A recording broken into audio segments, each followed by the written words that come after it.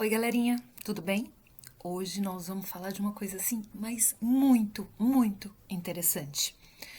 Na verdade, a gente vai começar falando sobre decomposição em fatores primos, mas isso tudo vai levar a gente a entender melhor como que os números primos ajudam então e são tão importantes para que a gente literalmente consiga manter a privacidade das nossas senhas, de recados que a gente envia na internet, para que a gente ninguém roube nossa senha de banco e por aí vai, tá bom? Então hoje, na verdade, nós vamos falar de criptografia e nós vamos aprender por que, que os números primos são tão importantes para a criptografia que é utilizada hoje em dia, tá bom? Outra coisa muito bacana que nós vamos ver hoje é como ganhar dinheiro através dos números primos. Aí vocês vão falar, Carol, vai, está exagerando, é sério? É possível que alguém ganhe dinheiro descobrindo o número primo? Galera, tamanha é a importância dos números primos. Mas eu vou contar essa história melhor para vocês, tá bom? Vamos começar?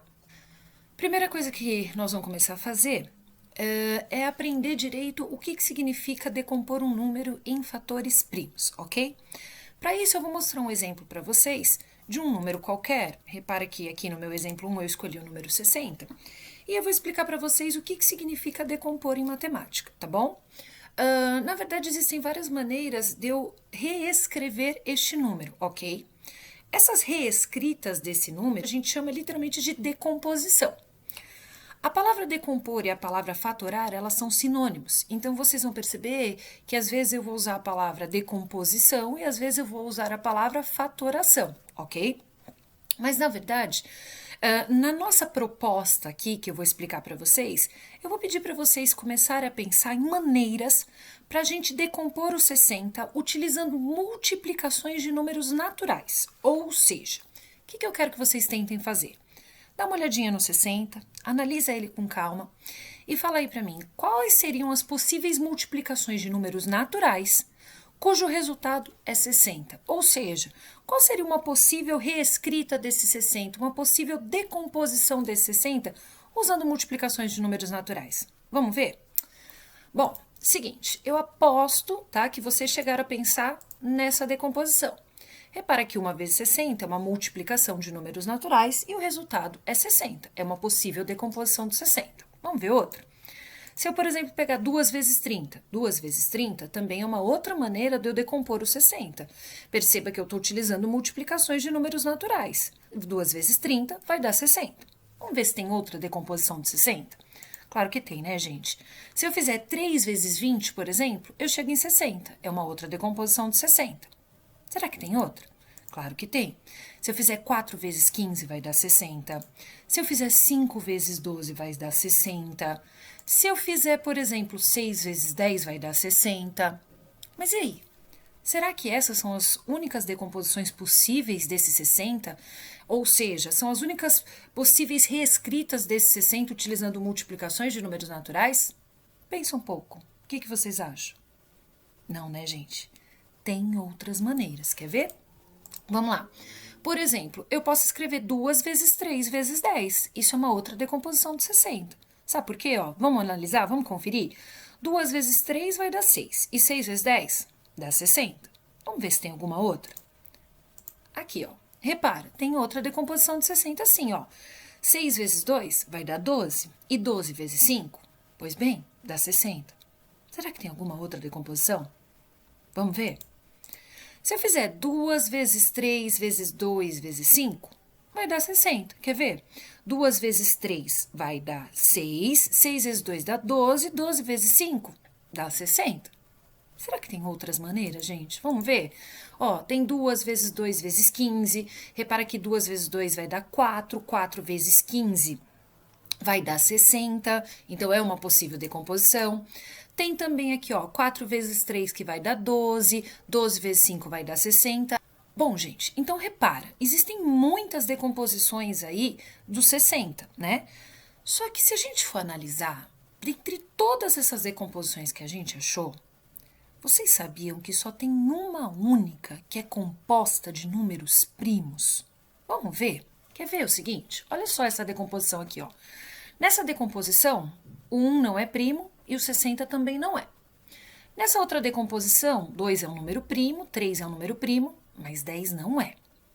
Nessa outra decomposição, ó, 4 não é primo, 3 é primo, 5 é primo. Então, gente, analisa um pouco essas decomposições e me diz aí. Vocês já localizaram qual que é a única dessas decomposições do 60 onde todos os fatores são números primos? Lembrando que número primo é aquele que possui apenas 2 divisores naturais distintos, diferentes, sendo um e ele mesmo, ok? Então vamos lá. Acho que vocês já perceberam, né, gente? De todas essas decomposições, a única que tem todos os fatores sendo números primos, tcharam, é essa aqui. Repara que nessa decomposição, ó, o 2 é primo, o 3 é primo, o 2 novamente é primo e o 5 também é primo.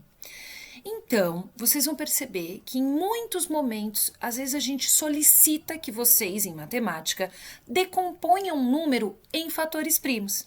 Se eu tivesse pedido para vocês, como enunciado do problema, faça a decomposição em fatores primos do número 60, na resposta, eu iria esperar que vocês colocassem essa decomposição, que está aqui, ó, 2 vezes 3 vezes 2 vezes 5.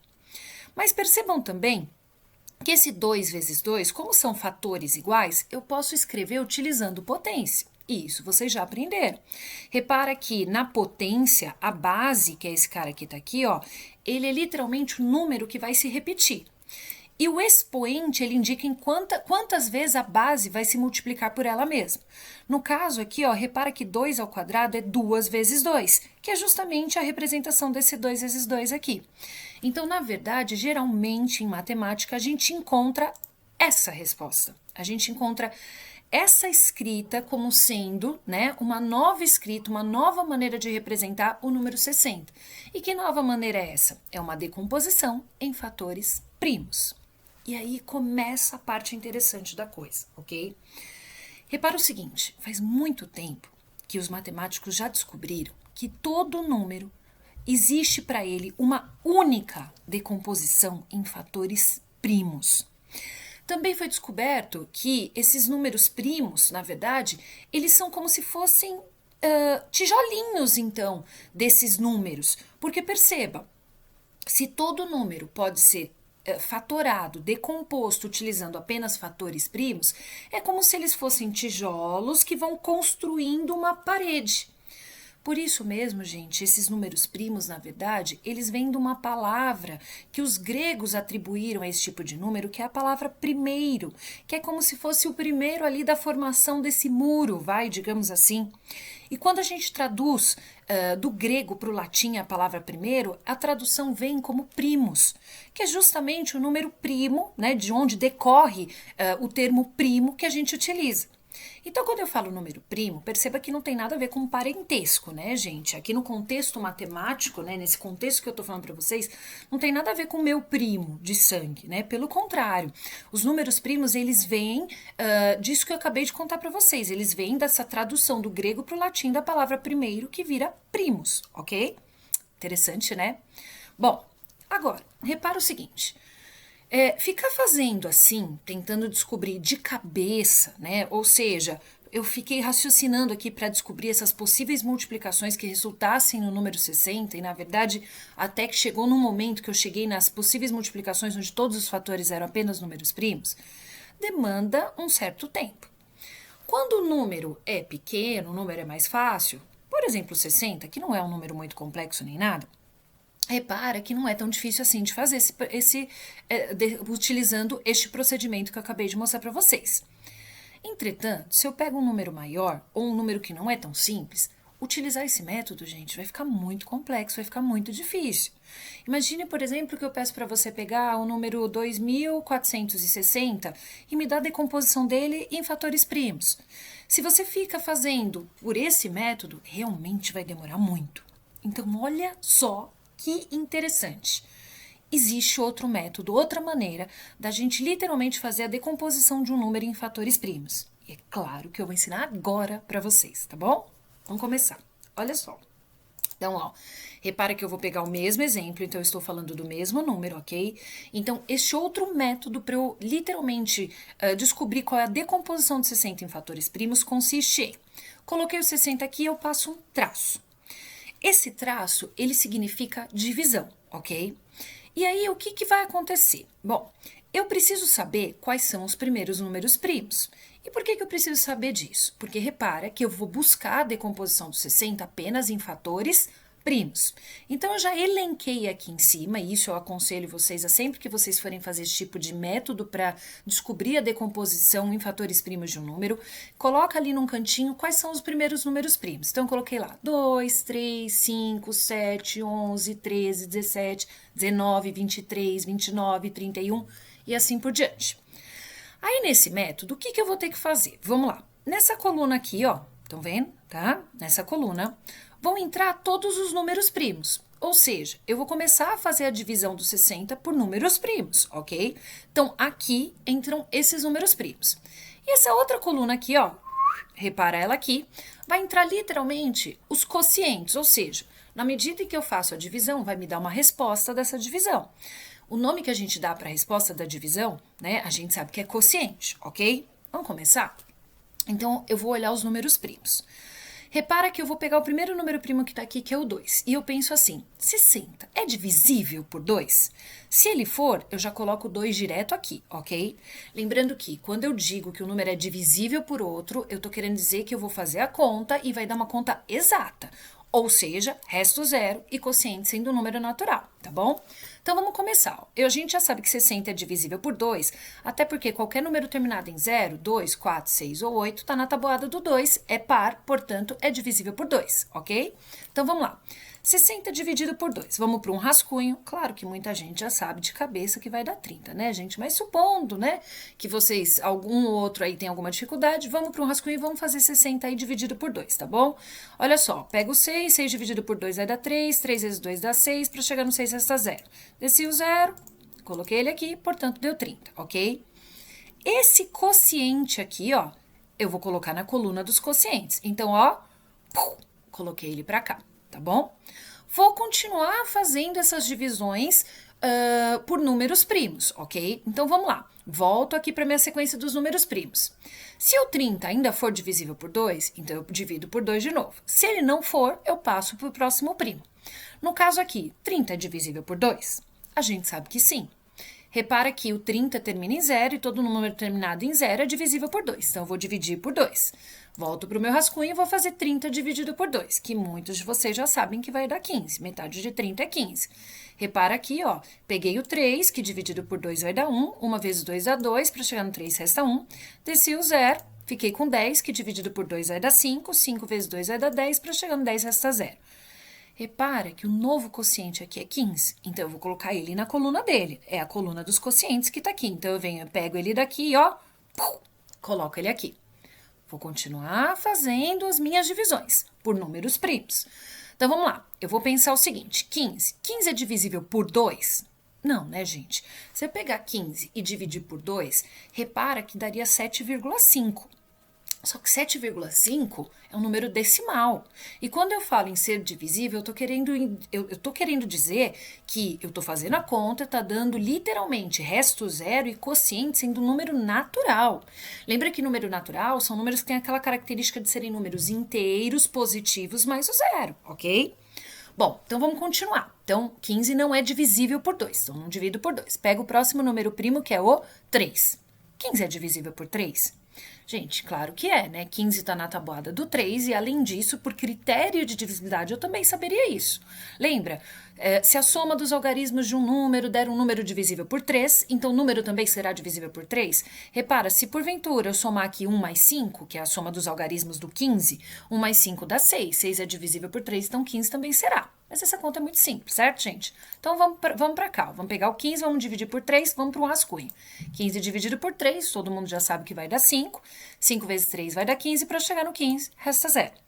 O novo quociente, então, aqui deu 5. Portanto, eu jogo ele para cá, para a coluna dele, que é a coluna dos quocientes. Então, coloquei ele aí. Vou continuar. 5 é divisível por 3? Não, a gente sabe que o 5 não está na tabuada do 3. Aí eu vou para o próximo número primo, que é o próprio 5. 5 é divisível por 5? Claro que é, né, gente? Tanto que se eu for para um rascunho que nem precisaria e dividir 5 por 5, claro que vai dar 1, 1 vezes 5 dá 5, para chegar no 5 resta 0. Portanto, o novo quociente é 1. E aí é que vem a parte legal. Repara que toda vez que aqui der 1, e sempre vai dar 1, Stop. Tararara. Parei. Paro de fazer a conta. E, gente, já estão aí todos os fatores primos do 60. Quer ver aonde eles estão? Olha que interessante. Se aqui é a coluna dos divisores primos, lembra que todos os fatores de um número são também seus divisores? Então, às vezes eu chamo de fator, às vezes de divisor, enfim, tá? Repara que aqui, ó, tá a resposta, gente. Olha só, tanto que quando eu for colocar a resposta, olha o que eu vou fazer. Se eu quero a decomposição em fatores primos do 60, basta eu colocar o 2 vezes esse outro 2 que tá aqui. Agora eu vou fazer vezes 3, ó, vezes 3, vezes o 5. Pronto, tá aí. Ou seja, multiplicando esses fatores, que são apenas números primos, eu volto no 60. Isso significa que eu posso até fazer uma prova real. Quer ver? Vamos fazer uma prova real aqui, ó. 2 vezes 2 vai dar 4. 4 vezes 3 dá 12. 12 vezes 5 dá 60. Então, perfeito. Realmente, essa aqui é a decomposição em fatores primos que, quando eu faço a multiplicação, eu retorno, obviamente, para o número 60, tá bom?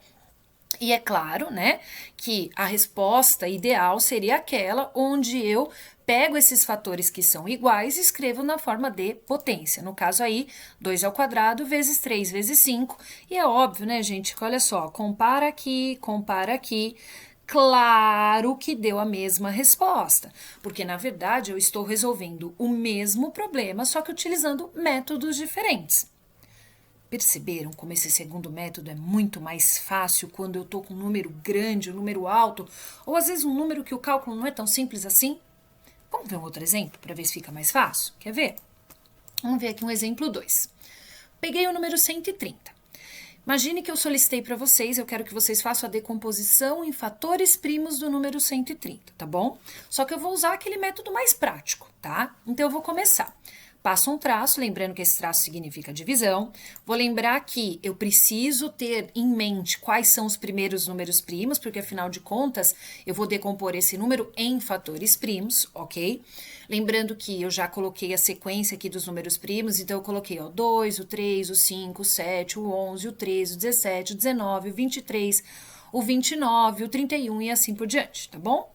Bom, lembra que nessa coluna aqui, ó, a gente sabe que vão entrar todos os divisores primos, ou seja, todos os fatores primos, aqui vão entrar os números primos, e nessa outra coluna aqui vão entrar os quocientes, tá bom? Vamos começar? Peguei o 130, pego o primeiro número primo que é 2 e penso, 130 porventura é divisível por 2? A gente já sabe que sim, porque todo número terminado em 0, 2, 4, 6 ou 8 é divisível por 2. Então, eu vou dividir por 2. Vou para o meu rascunho e vou começar. Pego o 130 para dividir por 2. Peguei o 13, que dividido por 2 vai dar 6, 6 vezes 2 vai dar 12, para chegar no 13 resta 1. Desci o 0, fiquei com 10 dividido por 2, que vai dar 5. 5 vezes 2 vai dar 10, para chegar no 10 resta 0. Pego, então, esse quociente que está aqui, que é 65, e põe ele para cá, ok? Vou continuar. 65 é divisível por 2 de novo? Não, não é divisível por 2, até porque 65 termina em 5, portanto é ímpar. Números ímpares não são divisíveis por 2. Vou para o próximo número primo, que é o 3. 65, porventura, será divisível por 3? Vamos ver? Vamos relembrar o critério de divisibilidade por 3? De acordo com o critério, se a soma dos algarismos de um número resultar um número divisível por 3, então o número inteiro também será divisível por 3. Vamos ver? Olha só, se porventura eu fizer 6 mais 5, 6 mais 5 vai dar 11. Gente, 11 não é divisível por 3. 11 não está na tabuada do 3, 11 não é um múltiplo de 3. Isso significa que 65 também não será divisível por 3, ok? Então, vou para o próximo número primo, que é o 5. 65 é divisível por 5? A gente já sabe que sim, né? Porque de acordo com o critério de divisibilidade por 5, todo número terminado em 0 ou 5 é divisível por 5. Então, vou dividir por 5. Vou para o meu rascunho, vou fazer 65 dividido por 5. Pego o 6, que dividido por 5 vai dar 1. 1 vezes 5 vai dar 5, para chegar no 6, resta 1. Desci o 5, fiquei com 15, que dividido por 5 vai dar 3. 3 vezes 5 vai dar 15, para chegar no 15, resta 0. Ou seja, repara que aqui, no caso, deu o número 13. Então, esse quociente, ó, vou colocar aqui. E aí, eu continuo. 13 é divisível por 5 de novo? Não, 13 não está na tabuada do 5. E aí, olha que interessante, gente. Aí, eu tento o próximo primo. 13 vai ser divisível por 7? Não. 13 vai ser divisível por 11? Não. 13 vai ser divisível por 13? Sim. Repara o seguinte, o 13 ele é um número primo. Isso significa que ele só é divisível por 1 e por ele mesmo.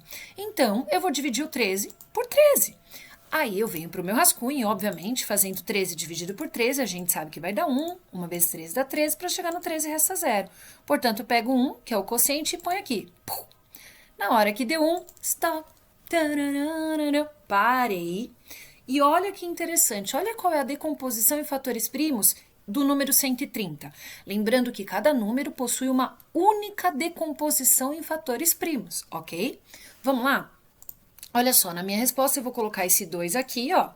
Esse 5 aqui, ó, 2 vezes 5, que tá aqui. E o 13 aqui, ó, vezes 13. Repara que todos esses números aqui são fatores primos, ok?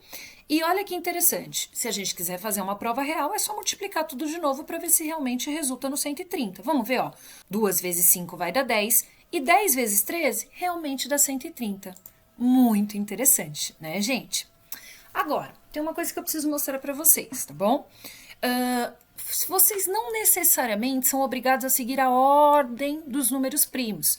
Nesse caso, tem gente, por exemplo, que quer fazer um pouquinho diferente. Quer ver como? Vou mostrar para vocês. Então, imagine que eu tô com o mesmo exemplo, tá bom? Então, eu tô com 130, passo um traço que significa divisão. Nessa coluna eu vou colocar os números primos, na outra eu vou colocar todas as respostas, que são os quocientes, ok? Imagine que eu bati o olho no 130 e como o critério de divisibilidade por 5 é muito fácil, eu já percebi que o 130 é divisível por 5 e 5 é um dos números primos que estão aqui, ok? Então, ao invés de dividir por 2, eu optei por dividir por 5. Será que tem algum problema se eu mudo a ordem aqui dos números primos nessa situação? Vamos ver se tem algum problema ou se a resposta dá a mesma? Vamos pensar? Então, eu vou para o meu rascunho aqui, tá? E nesse caso eu vou fazer 130 dividido por 5, porque afinal de contas eu já sei que 130 será divisível por 5. Vamos começar? Peguei o 13, dividido por 5 vai dar 2, 2 vezes 5 vai dar 10, para chegar no 13 restam 3. Desci o 0, fiquei com 30 dividido por 5, que vai dar 6, 6 vezes 5 vai dar 30, para chegar no 30 resta 0. Portanto, deu 26, pego o quociente e ponho ele aqui, ó. Vou continuar. Só que olha só o que vai acontecer. O 26, se a gente for olhar aqui, ó, na verdade, de todos os primos que eu tenho aqui disponível, ele não vai ser divisível por 5, porque ele não termina em 0 ou 5. Mas ele é um número par, então repara que dos primos que eu tenho disponíveis, ele é divisível por 2, que é o único número primo e par ao mesmo tempo, ok? Então, o que eu vou fazer? Vou botar o 2 aqui, lembrando que aqui nessa coluna só entram fatores, números primos, ok? Vou para o meu rascunho e vou fazer agora 26 dividido por 2, que dá 13, né, gente? A gente já sabe, mas ok, vamos fazer.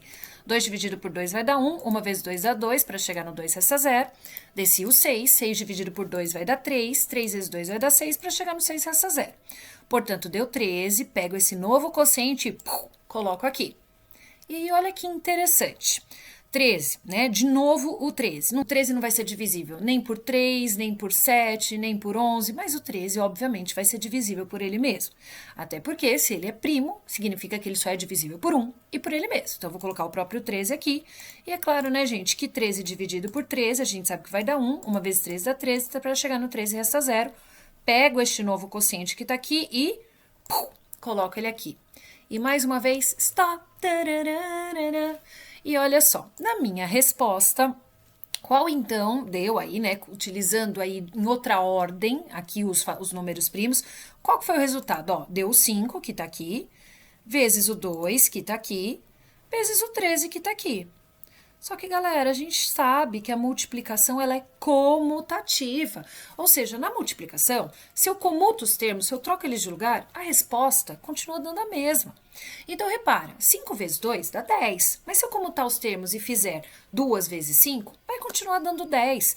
Então, repara que essas duas respostas, elas são iguais, galera. Ou seja, tanto faz. Se porventura você esquecer aqui o 2, não importa, depois você vai ter que voltar nesse 2. Estão percebendo? No final das contas, percebam que a conta, o resultado, vai dar o mesmo. Agora, vou contar para vocês o que eu, Carol, gosto de fazer, tá? Eu gosto de ir na ordem seguindo a ordem crescente dos números primos. Por que eu, Carol, acho mais fácil seguir a ordem? Porque eu acho muito mais simples para fazer cálculo mental, quando eu estou com pressa, quero fazer a coisa rápida, eu acho muito mais fácil dividir um número por 2, que na verdade eu estou pegando metade do número, do que, por exemplo, dividir lá um número por 5. Então fica aí a dica. Eu particularmente gosto de seguir mais a sequência dos números primos na ordem que ela aparece. Mas se porventura você não perceber que algum número é divisível aqui e fizer por um outro que também seja primo, depois você automaticamente vai voltar para ele. E aí, para você saber se você está certo ou não, basta você comparar a minha resposta, entre aspas, porque eu iria preferir esse método, com uma pessoa que usou outro método que está aqui. Se der a mesma resposta, então óbvio que está correto, ok? Vamos ver um último exemplo? Vamos lá, exemplo 3. Imagine que eu pego e eu quero a decomposição em fatores primos do número 341. Então, peguei o 341, passei um traço, que significa divisão, elenquei aqui quais são os primeiros números primos, lembrando que nessa coluna eu vou colocar todos os números primos, nessa outra coluna todos os quocientes, ok? Vamos começar? Vamos lá, 341. Ele vai ser divisível por 2, que é o primeiro número primo que está aqui? A gente já sabe que não, né, gente? O 341 não é divisível por 2, até porque, repara, ele é um número ímpar, ele não é um número par, ok? Aí vamos lá, 341, será que ele é divisível por 3? Vamos aplicar o critério de divisibilidade por 3? Vamos somar os algarismos para ver, ó. 3 mais 4 vai dar 7, 7 mais 1 vai dar 8. Gente, 8 não é divisível por 3, portanto, 341 também não será. Vamos ver se ele é divisível por 5? Repara, ele não termina nem em 0 nem em 5, portanto, ele não é divisível por 5. Vamos ver se ele é divisível por 7? Lembrando que aí eu tenho duas opções. Na verdade, nos outros casos eu também tinha duas opções, tá bom? Ou eu uso o critério de divisibilidade por 7, ou eu simplesmente faço as contas. Nesse caso, eu vou fazer as duas maneiras para a gente relembrar. Pode ser? Vamos lá? O critério de divisibilidade por 7 me manda pegar o último algarismo do número e dobrar. Faz aí, ó. Pego 1, que é o último algarismo do número, e dobra. 1 vezes 2 vai dar 2. Aí ele manda eu pegar os algarismos que sobraram, sobrou o 3 e o 4, e formar um número, no caso o número 34. Desse número que sobrou sem o último algarismo, desse 34, eu subtraio o 2, que é o dobro do último algarismo. 34 menos 2 dá 32. Como 32 não é divisível por 7, então 341 também não será. Então, gente, nem adianta eu tentar por 7 aí, porque não vai ser divisível. Mas, supondo que alguém não soubesse o critério e quisesse fazer os cálculos, vou mostrar para vocês o que aconteceria se eu fizesse 341 dividido por 7 num rascunho, só para verificar se é ou não divisível. Quer ver? Peguei o 34, que dividido por 7 vai dar 4, 4 vezes 7 vai dar 28, para chegar no 34 restam 6. Desci o 1, fiquei com 61 dividido por 7, que vai dar 8, 8 vezes 7 vai dar 56, e 56. Para chegar no 61, restam 5. Portanto, 341 não é divisível por 7, até porque a conta não deu exata, né, gente? A gente tá vendo aqui que deu resto 5, portanto, ó, não é, ok? Então, eu vou tentar pegar o 341 agora e dividir por 11, que é o próximo número primo. Então, perceba, esse exemplo 3 está me dando muito mais trabalho do que o exemplo 1 e o exemplo 2. Vocês já perceberam isso, certo? Mas vamos continuar, vamos lá.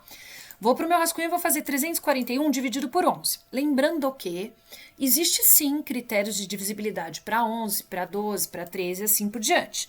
Mas eu já comentei com vocês em outras videoaulas que geralmente no Fundamental 2, a maior parte dos autores de livros e dos professores de uma maneira geral ensinam os critérios de divisibilidade até o 10, ok?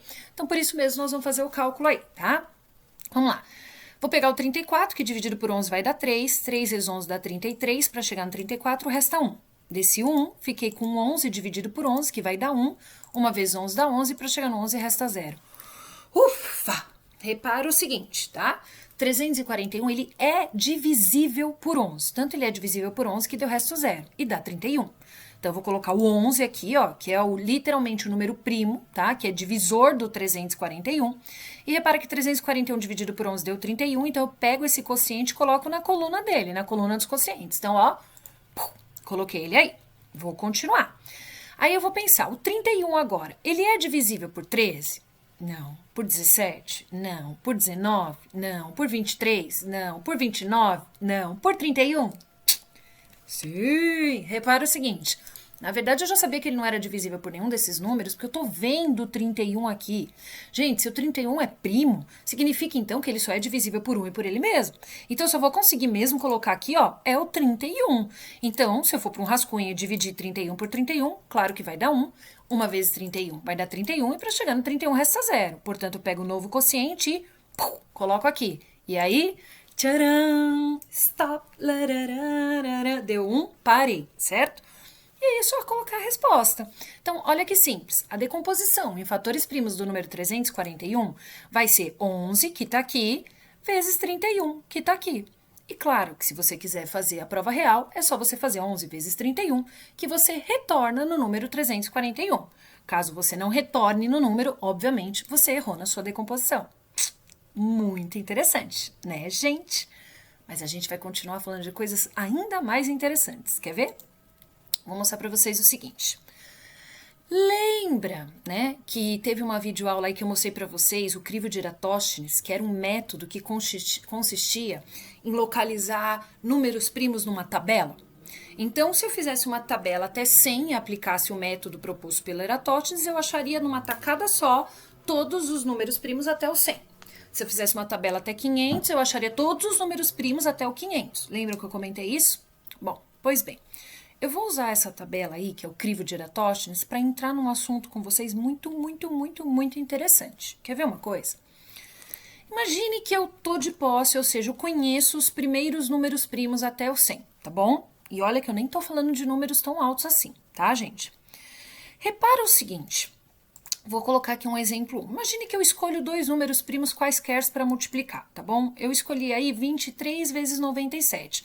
Repara que o 23 é primo e o 97 é primo. Então, eu estou escolhendo dois números primos quaisquer para multiplicar, tá bom?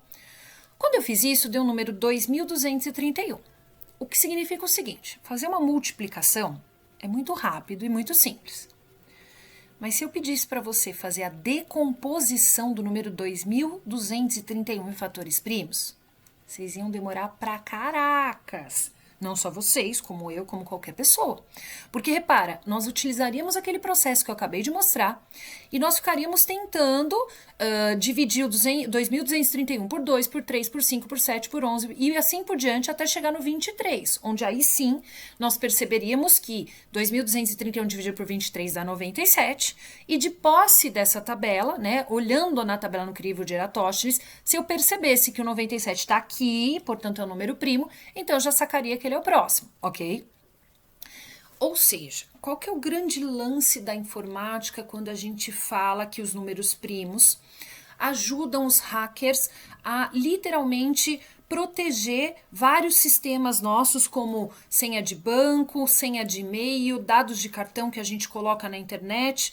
Então, basicamente assim, tudo que o computador consegue fazer de uma maneira muito mais rápida que o ser humano favorece esse processo, tá bom? Como assim, ó? Por exemplo, vamos lá.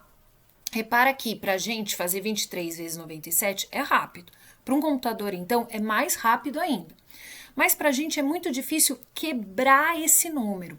Quando eles falam em quebrar o número, eles estão querendo dizer, toda vez que vocês lerem em algum lugar, alguma manchete na televisão, algum noticiário, que os caras falam assim, vamos quebrar o número, né? Quebrar significa decompor ele em fatores primos, ok? Então imagine, é muito fácil criar esse número, ok? Esse aqui, o 2.231, quando eu tô de posse dos números primos. Mas voltar, ou seja, quebrar ele em números primos novamente, é muito difícil. É um processo trabalhoso. Quer ver um outro exemplo? Ó, imagine que nesse meu outro exemplo, eu resolvi pegar 4 números primos. Então, eu escolhi aqui, ó, o 13, eu escolhi aqui o 47, eu escolhi aqui o 71 e eu escolhi aqui o 97. Quando eu multiplico esses números, gente, olha o que acontece. Deu o número 4.207.957. Imagine se alguém pede para você fazer a decomposição em fatores primos do número 4.207.957. Caraca, você ia demorar muito tempo. Repare, então, que é muito fácil eu localizar esse número através de uma multiplicação. Porém, é muito difícil eu quebrar esse número e reescrevê-lo através da multiplicação de fatores primos. Lembrando que a esse processo eu chamo de fatoração ou decomposição em fatores primos, ok? E, usando esta ideia de números primos, e claro que de posse de muito conhecimento computacional acerca dos computadores, é que os hackers acabam literalmente fazendo o nosso sistema, a proteção de várias senhas nossas através de criptografia, tá bom? Inclusive eu vou contar para vocês, só para vocês entenderem um pouco melhor qual que é o trabalho de um hacker. Para isso eu vou contar uma experiência que eu tive com uma pessoa, um conhecido próximo, que é hacker. E um belo dia eu querendo entender, né? Eu tenho curiosidade, então, claro, eu sou professora de matemática, eu queria entender melhor esse lance dos números primos, como é que funcionava. Eu cheguei para esse meu amigo, para esse meu conhecido e perguntei para ele, eu falei assim, me explica melhor qual que é seu trabalho, porque afinal de contas, o que você faz na sua empresa? E, gente, eu vou contar para vocês, na hora que ele me explicou, eu falei, uau, isso é muito fantástico, isso é muito interessante, quer ver? Olha o que ele me explicou, tá? Ele é um hacker, ou seja, ele consegue invadir sistemas, e entendam, tá, gente? Tem uma grande diferença entre hacker e cracker, só para vocês saberem, tá? O hacker é um cara que invade o sistema também, ele pode até invadir, mas ele não tem nenhuma intenção de lesar ninguém, ou seja, de danificar nada, nenhum sistema, nem nada. E ele não faz só isso, tá? Ele atualiza software, ele cria software e por aí vai, tá? Ele desenvolve muitas coisas. Já o cracker não, o cracker é o cara, tipo, do mal que entra, invade sistemas e não necessariamente com uma intenção muito boa, muito bonitinho. Muitas vezes a intenção dele é roubar dados, roubar informações, roubar valores e por aí vai, tá? E a gente sabe que no mundo tem esses dois tipos de seres humanos, né, gente? Aqueles que são os hackers e aqueles que são os crackers, ok? Bom, olha o que esse meu amigo me contou. Imagine que ele trabalhava numa empresa onde algumas pessoas da empresa iam numa outra empresa, tá? Então, por exemplo, imagine que eles iam até um grupo, uma rede de supermercados. Isso aconteceu realmente, ele até me contou qual era a rede de supermercados, mas enfim, não vem ao caso aqui eu ficar divulgando o nome, tá? Imagine que o chefe dele, no caso então, foi até o chefe desse dono da rede de supermercados e perguntou assim pro cara, olha, eu porventura posso invadir a sua empresa, tentar invadir a sua empresa, o seu sistema, né, de tecnologia durante essa semana? O que vocês acham que ele respondeu, gente? Vocês devem estar pensando assim, ai, Carol, ele deve ter respondido que não, né? Na verdade, não, gente. Ele respondeu que sim, porque é do interesse dele. Uma vez que, vou explicar como é que funciona a coisa, tá? Se a minha empresa tenta invadir a sua empresa, sem gerar nenhum custo para você, ok? Se eu consigo invadir a sua empresa, então significa para você que você não estava bem protegido. Se eu não consigo invadir a sua empresa, então significa para você que o hacker que você contratou, que é o hacker da sua empresa, é um excelente hacker, porque ele está realmente conseguindo proteger o seu sistema. Ou seja, gente, toda empresa que trabalha com alguma parte que tem a tecnologia, tem as suas pessoas ali dentro que trabalham com essa defesa desse seu sistema computacional, desse sistema de tecnologia, ok?